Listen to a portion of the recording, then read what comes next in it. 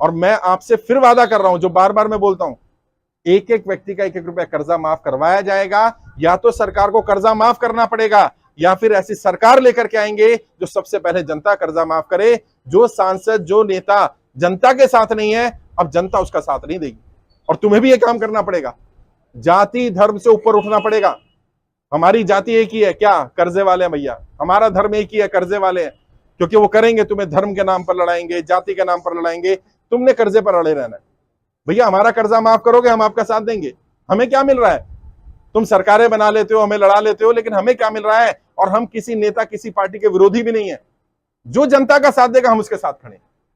आपके सभी सांसदों से, देश के 543 सांसद हैं, सभी सांसदों को पत्र भेजे गए हैं। सभी सांसदों से उनकी राय मांगी जा रही है कि वो जनता की कर्जा माफी का साथ है या विरोध कर रहे हैं। जो सांसद कहेंगे हम साथ हैं, उन्हें मैं बता रहा हूं अगला क्या करना है हमें, वो संसद में यह मुद्दा उठाएं। मानसून सत्र आने वाला है, मानसून सत्र में संसद में यह मुद्दा उठना चाहिए। अभी तक 540 में से 6 सांसदों के जवाब आए हैं, और हम सबके लिए खुशी की बात यह है 6 के 6 सांसदों ने कहा है जनता का कर्जा माफ होना चाहिए। यह हमारे लिए बड़ी बात है। 6 के 6 सांसदों ने कहा, यानी कि भारतीय की भारतीय की 2-3 बातें और जल्दी से जल्दी बता देता हूं। वो सांसद क्यों कह रहे हैं? अच्छा, उसमें 2 भाजपा के भी सांसद हैं, ऐसा नहीं एक पार्टी के लोग हैं। 2 भाजपा के सांसद हैं, कांग्रेस के सांसद हैं, एनसीपी के सांसद हैं, झारखंड के सांसद हैं, सबने समर्थन किया है। कारण क्या है? क्योंकि उन्हें तुम्हारे बीच में आना पड़ेगा वोट लेने अगले साल, और तुम्हें भी यही काम करना है। वो सांसद जो भी राय देगा उसके पोस्टर लगवाऊंगा तुम्हारे मुरादाबाद में। तुम्हारा सांसद कौन है? एसटी हसन। अगर एसटी हसन साहब ने कहा कि मैं जनता की कर्जा माफी में उनके साथ हूं, तो पोस्टर लगवाएंगे।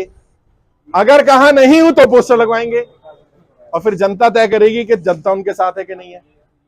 और अभी हम एक डेलीगेशन भी भेज रहे हैं मुरादाबाद में, सांसद जी के यहाँ 100 लोगों को भेजेंगे। तुम में से जो लोग बात रख सकते हो अपनी सांसद के यहाँ, वो जाना। लेटर में दिल्ली से भेज दूंगा, वो लेटर में जाकर के उनके घर बैठ जाना, रिसीविंग लेकर के आना। क्योंकि जनप्रतिनिधि के नाते उनका अधिकार बनता है वो अपने क्षेत्र की जनता की समस्या के समर्थन में आगे आए। लेटर में यही लिखा है कि सांसद जी, मुरादाबाद में इतने लोग कर्जे के कारण परेशान हैं, क्या आप इनकी आवाज उठाने को सदन में तैयार हो कि नहीं हो? और उठानी चाहिए सदन में बात। मैं अपने लिए लड़ाई नहीं लड़ रहा, मुझ पर कर्जा नहीं है। हरप्रीत जी है हमारी टीम में, राष्ट्रीय उपाध्यक्ष, इन पर कर्जा नहीं है। राजीव जी है राष्ट्रीय अध्यक्ष कर्जा मुक्ति अभियान के, इन पर कर्जा नहीं है। राहुल पार्चा जी हैं राष्ट्रीय उपाध्यक्ष, इन पर कोई कर्जा नहीं है। हमारी टीम के जितने साथी, हम में से किसी पर कोई कर्जा नहीं है। हम आप लोगों की लड़ाई लड़ रहे हैं, क्योंकि अपने लिए तो यार जानवर भी जी लेते हैं। अपने लिए खाना खाना, बच्चे पैदा करना, पढ़ाई लिखाई करना, फिर मर जाना, ये जीवन नहीं है।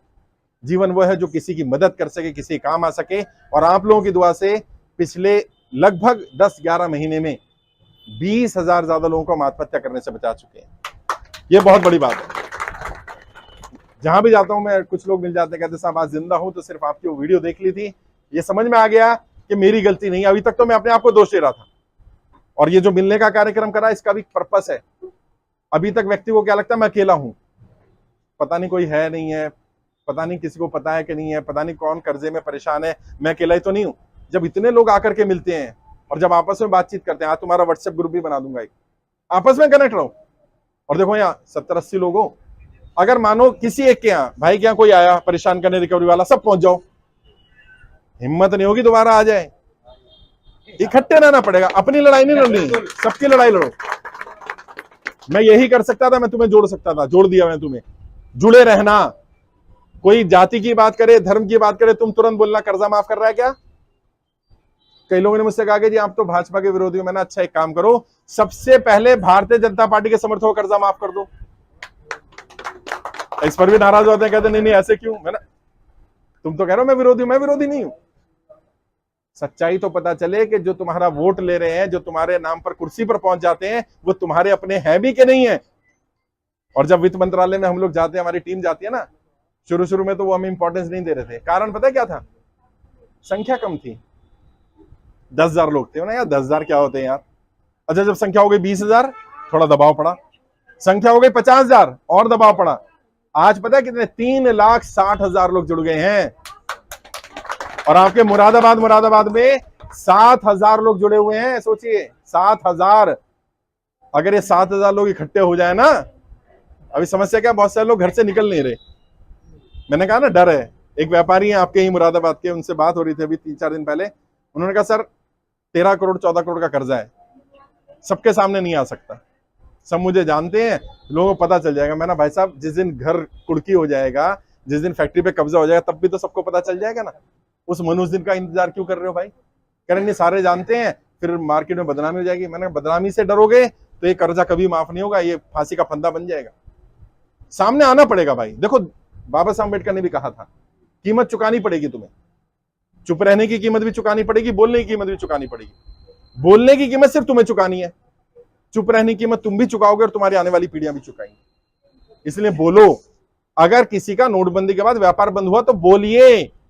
अगर किसी का नोटबंदी, जीएसटी, लॉकडाउन के कारण व्यापार बंद हुआ, नौकरी छूट गई, ये बात बोलनी पड़ेगी। कब तक घुट घुट के जीते रहोगे? और एक सरकार के मंत्री, मैं नाम नहीं लूंगा, उन्होंने पता क्या कहा? कहते हैं भारत की अर्थव्यवस्था पर लॉकडाउन का या कोरोना का असर ही नहीं पड़ा। अरे कौन सी दुनिया में जीरो यार? किसी भी मार्केट में जाकर के पूछ लो व्यापारी से कि व्यापार कितना था और कितना रह गया। भाई साहब 10% भी व्यापार नहीं रहा है। मैं चांदनी चौक मार्केट में गया, दिल्ली की सबसे बड़ी मार्केट है चांदनी चौक, आप भी जाते होंगे, होलसेल मार्केट है। व्यापारी रो रहे हैं। एक व्यापारी के यहाँ गया, उसके भाई ने सुसाइड कर लिया, आत्महत्या कर ली। 50 लाख रुपए का लोन था, प्राइवेट फाइनेंसर से था, 10% मासिक ब्याज पर। अब जो व्यापारी वो समझेगा, 50 लाख रुपए अगर आप ब्याज पर ले लो 10% पर महीने का, 5 लाख रुपए महीना कहां से दे देगा यार? मरना ही था उसको। और कहते वो साहूकार लोग इतना बदतमीजी करते हैं, इतना कि घर आ जाएंगे, बैठे रहेंगे 2-2 घंटे, क्योंकि उनका तो कंट्रोल है। और ज्यादातर ये जो रिकवरी वाले या साहूकार लोग काम कर रहे हैं ना, इनके पीछे भी कोई ना कोई नेता मिलेगा, तुम्हें देख लेना, क्योंकि बिना पॉलिटिशियन की मदद के काम हो नहीं सकता। लेकिन वो क्यों कर पा रहे हैं? क्योंकि तुम अकेले हो, उन्हें तुम अकेले दिखते हो। जब इतने दिखोगे उनकी हिम्मत नहीं आएगी। और कई लोगों ने आपने केंद्र खोल रखा होगा, कर्जा मुक्ति केंद्र खोलो, निःशुल्क है वो भी। मेरी ईमेल आईडी है freekmkindia@gmail.com, उस पर मेल कर दोगे, आपको बैनर आ जाएगा। कुछ मत करो, बैनर का प्रिंट निकाल के घर पे लगा लो, दुकान पे लगा लो, गाड़ी पे लगा लो। मैंने देखा उसका असर इतना है कि लोग कम से कम बदतमीजी नहीं करते, गाली गलौच नहीं करते। और जब कोई रिकवरी वाला आ रहा है, आ सकता है आपके घर पे, अधिकार है उसका। जैसे आए तुरंत 3 डॉक्यूमेंट पूछ लो। सबसे पहला आई कार्ड, बिना आई कार्ड के आप उसे जानकारी भी नहीं देंगे। आई कार्ड होना जरूरी है। अगर उसने आई कार्ड दिखा दिया तो आई कार्ड उसी बैंक का होना चाहिए जिस बैंक से आपने लोन लिया। अगर वो कहता नहीं जी मेरी कंपनी को दिया काम, रिकवरी एजेंसी को, कोई बात नहीं, रिकवरी एजेंसी का आई कार्ड दिखा दिया। अब तुझे जो वर्क ऑर्डर मिला उसका लाइसेंस दिखा तेरे को। और डीआरए का एक सर्टिफिकेट होता है, डेप्ट रिकवरी एजेंट, उसके लिए कोर्स करना पड़ता है, सर्टिफिकेट लेना पड़ता है, उस सर्टिफिकेट की कॉपी मांगो। अगर आपके घर आया तो विजिटिंग के लिए उसको एक परमिशन लेनी पड़ती है, विजिट का परमिशन लेटर दिखाओ कि मेरे घर विजिट करने की आपको परमिशन मिली। मैं कैसे मान लूं? कोई भी बैंक में 1000 एम्प्लॉई है, सभी मेरे घर आते रहेंगे? ऐसे थोड़ी चलेगा। किसको विजिट की परमिशन दी है?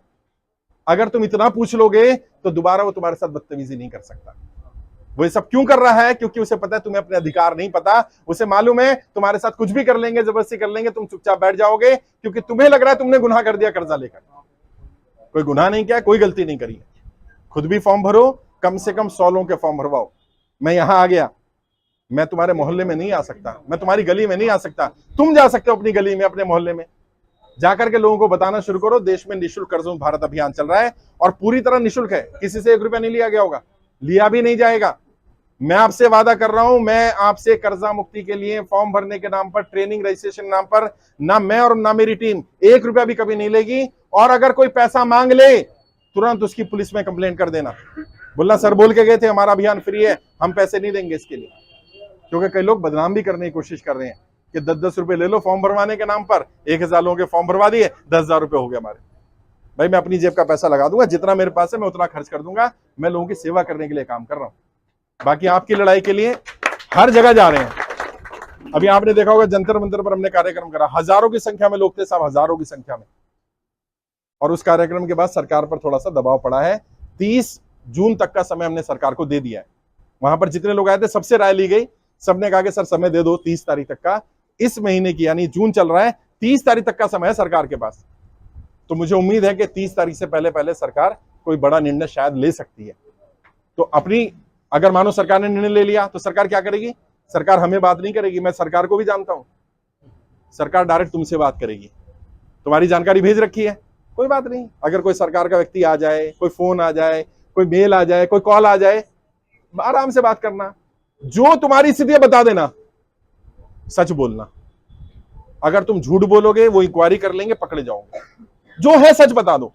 और बेहतर क्या रहेगा, आपके साथ क्या क्या गुजरी उसको एक पेज पर, एक पन्ने पर, हिंदी में, इंग्लिश में, जिस भाषा में जानते हो उसमें लिख करके रखो। क्योंकि सरकार जब बुलाएगी या सरकार के अधिकारी आएंगे, 1 मिनट से ज्यादा समय नहीं लगेगा। वो आपसे तुरंत बोलेंगे जल्दी बताओ, आप बता नहीं पाओगे, आप तुरंत पर्चा दे दोगे, भाई साहब ये है।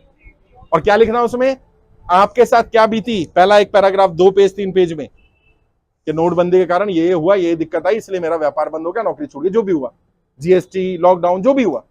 दूसरा, अब आपकी स्थिति क्या है, किस पर पे कर पा रहे हो कि नहीं पे कर पा रहे हो, भर पा रहे हो लेकिन दिक्कत आ रही है, नहीं भर पा रहे हो, घर में कमाने का कोई और साधन है कि नहीं है, उसके बारे में लिखो। और तीसरे कॉलम में लिखो, तीसरे पैराग्राफ में, सरकार से क्या मदद चाहिए, ये जरूर लिखना, क्योंकि उन्हें पता नहीं चलेगा तुम चाहते क्या हो। क्या मदद मांग सकते हो, या तो बोलो भाई मेरा लोन माफ कर दे, पहला लाइन तो यही लिखनी है सबने कि मेरा लोन, जैसे अमीरों का लोन माफ किया जाता है, मेरा भी माफ कर दो। गौतम अदानी जी का 12,770 करोड़ रुपए का लोन अंडरराइट किया गया है, ऐसे मेरा लोन भी अंडरराइट कर दो। अगर नहीं माफ कर सकते तो दूसरा क्या कर सकते हो, कम से कम 2 साल का समय, सभी लोग 2 साल ही लिखना, तो पता चला एक ने लिख दिया 6 में रह दे दो, एक ने लिख दिया 1 साल दे दो, 2 साल लिखना, चाहे वो समय आपको 1 साल ही दे। सबने ये बोला या तो 2 साल का समय दे दो या फिर मेरा लोन माफ कर दो। और अगर वो भी ना कर पाओ तो कम से कम जो इंटरेस्ट, पेनल्टी, सरचार्ज लगा वो तो हटा दो और मेरे लोन को रीस्ट्रक्चर कर दो, उतना ईएमआई बना दो जितना ईएमआई मैं आराम से पे कर पाऊं। इतना काम सरकार जरूर कर सकती है। मुझे ये विश्वास है कि सरकार जिस भाषा को समझती है वो भाषा उन्होंने सुन ली। सरकार को एक ही भाषा समझ में आती है, भीड़, लोग। जंतर मंतर पर उन्हें लोग दिख गए। यहां जितने भी लोग आते हैं, यहाँ एलआईओ भी होगा, लोकल इंटेलिजेंस ऑफिसर आते हैं, पुलिस वाले आते हैं, वो इन्फॉर्मेशन लेकर जाते हैं, सारी जानकारी सरकार तक पहुंच रही है, मैं कहां कहां जा रहा हूं, किस किस से मिल रहा हूं, क्योंकि मैं कुछ गलत नहीं कर रहा। आपने भी कोई गलत नहीं करना। कई लोग कहते हैं हम ईएमआई भरना बंद कर दें, ऐसा मत करना, क्योंकि अगर आपने ईएमआई भरना बंद किया और आपकी स्थिति थी देने की, ये सरकार को आज नहीं तो कल पता चल जाएगा, फिर ये माना जाएगा विलफुल डिफॉल्टर हो। विलफुल डिफॉल्टर मतलब अपनी स्वेच्छा से पैसा होने के बाद भी पैसा नहीं दे रहे हो। अगर ईएमआई भर सकते हो भरते रहो, फॉर्म भर दो कर्जा माफी का। ईएमआई पूरी नहीं भर सकते, पार्ट पेमेंट में भर दो। कल भी जब मैं लाइव आया तो एक व्यक्ति ने कहा सर मैं 30,000 नहीं भर सकता, 20,000 भर सकता हूं, तो क्या मैं 20,000 डाल दूं? हाँ डाल दो। किस में डालना? लोन अकाउंट में डालना। 2 अकाउंट होते हैं हमारे, एक हमारा जो बैंक का अकाउंट है जिससे ईएमआई कटती है, एक हमारा लोन अकाउंट नंबर होता है। बैंक से जाके लोन अकाउंट नंबर ले लो, लोन अकाउंट नंबर में पैसे डालो। अभी क्या होगा, लोन अकाउंट में आपने अगर पैसा डाल दिया, वो अकाउंट एनपीए जनरली डिक्लेयर नहीं किया जाता। एनपीए का मतलब होता है नॉन परफॉर्मिंग एसेट, जिससे कोई कमाई नहीं हो रही। इसमें चाहे कम हो रही है लेकिन कमाई तो हो रही है ना, तो बैंक एनपीए नहीं करेगा। और बैंक जानबूझकर एनपीए भी नहीं करना चाहता। कारण क्या है, अगर बैंक अपने ज्यादा अकाउंट एनपीए कर देगा तो शेयर मार्केट में बैंक की वैल्यू गिर जाएगी, शेयर की वैल्यू गिर जाएगी, तो बैंक भी जल्दी से एनपीए नहीं करना चाहता। इसका फायदा उठा सकते हो। तो क्या करो, लोन अकाउंट नंबर में थोड़ा थोड़ा अमाउंट डालते रहो। अच्छा जब ज्यादा आ जाए ज्यादा डाल दो। मान लो ईएमआई 30,000 की है, किसी महीने 50,000 आ गया, 50,000 ही डाल दो। और 20,000 रुपए तुम्हारा इकट्ठा हो गया, अगले महीने अगर तुम 10,000 भी डालोगे तो तुम्हारा काम चल जाएगा। सिस्टमेटिक काम करो, घबराना नहीं है, डरना नहीं है। बार बार मैं कह रहा हूं थोड़ा समय जरूर लगेगा, लेकिन अब सरकार को इस पर संज्ञान लेना पड़ेगा, क्योंकि अब संख्या बल ज्यादा हो रहा है। शुरू में लोगों को लग रहा था कम लोग हैं। एक अधिकारी ने पता मुझे क्या कहा, कहते इतनी प्रॉब्लम नहीं जितनी आप बता रहे हो। मैंने एक काम करो, आप मेरे साथ चल लो, किसी भी राज्य में चल लो, जो राज्य आपको पसंद हो, लोगों से मिल लो। और मैं कहता हूं चलो मेरे सामने नहीं मिलना, क्योंकि आपको लग सकता है मेरे लोग हैं। आप किसी मार्केट में गुजर जाओ, किसी भी मार्केट में 100 व्यापारियों को इकट्ठा करके उनसे पूछ लो पहले व्यापार कितना था और अभी कितना व्यापार है, वो बता देंगे अपने आप। हाँ, जीएसटी का कलेक्शन बढ़ गया। क्यों बढ़ गया? कारण ये है, जब आप 100 चीजों पे जीएसटी लगाते हो तो कलेक्शन कम होगा। 500 पे लगाओगे तो, अभी तो तुमने खाने पर भी जीएसटी लगा रखा है, दाल चावल चीनी पर भी लगा रखा है। पहले जीएसटी नहीं था, सर्विस टैक्स था। जब मनमोहन सिंह जी सर्विस टैक्स लाए थे, सिर्फ 3 सर्विस पर टैक्स था और बोला था हम इसको बढ़ाएंगे नहीं। और आज 10-15 सर्विस छोड़ दो तो सब पे जीएसटी लगा दिया। तो समस्या यह है कि सरकार सिर्फ आंकड़ों से खेल रही है। और मैं कह रहा हूं भैया तुम्हारा जीएसटी ज्यादा है, कलेक्शन ज्यादा है, मुझे मतलब नहीं है। मेरा जो व्यापारी, मेरा जो आम इंसान जिसने कर्जा लिया, मेरा जो किसान भाई, मेरा जो नौकरी करने वाला व्यक्ति अगर कर्जे के कारण परेशान है और वो सच बोल रहा है, उसे राहत दे दो बस। और अगर राहत दे देंगे तो मैं तुम्हें कहूंगा कि तुम उस नेता का, उस पार्टी का साथ भी देना। कोई भी पार्टी हो, कोई भी नेता हो, जिसने हमारी मदद करी हम उसका साथ देंगे, सीधी सी बात। लेकिन जो हमारा साथ नहीं देगा हम उसका साथ नहीं देंगे। भले साथ दे देना, लेकिन कम से कम मैसेज तो यही दो कि बेटा मैं साथ नहीं दूंगा। डराओ तो सही थोड़ा सा, क्या पता डर के मारे मान जाए। और सरकार को, नेताओं को एक ही डर है, मैं पॉलिटिकल ट्रेनर हूं, मैं जानता हूं, जब उन्हें लगता है मेरा वोट खिसक सकता है, बस ये सबसे बड़ा डर लगता है उनको, क्योंकि उनके सारे काम जो होते हैं वो वोट के लिए होते हैं। तो वोट खिसक रहा है ऐसा मैसेज तो दो, बाद में वोट किसी को भी दे देना, क्या फर्क पड़ रहा है। एक बार लोन तो माफ हो जाएगा, मुझे उम्मीद है लोन माफ होगा। आप सबसे मुलाकात करेंगे, सबसे मिलेंगे। जिन लोगों ने अपनी एंट्री करा दी, एक एक करके बुला रहा हूं, बिल्कुल नहीं घबराना, चाहे 2 घंटे लगे, मैं सबसे मिल करके जाऊंगा। बहुत बहुत शुक्रिया। आप सबसे मिलेंगे, मुलाकात करेंगे। कोई नोटिस आया हुआ अगर आपके पास, तो नोटिस की अगर कॉपी आपके पास है तो बहुत बेहतर रहेगा। अगर मंगा सकते हैं व्हाट्सएप पर भी होगी।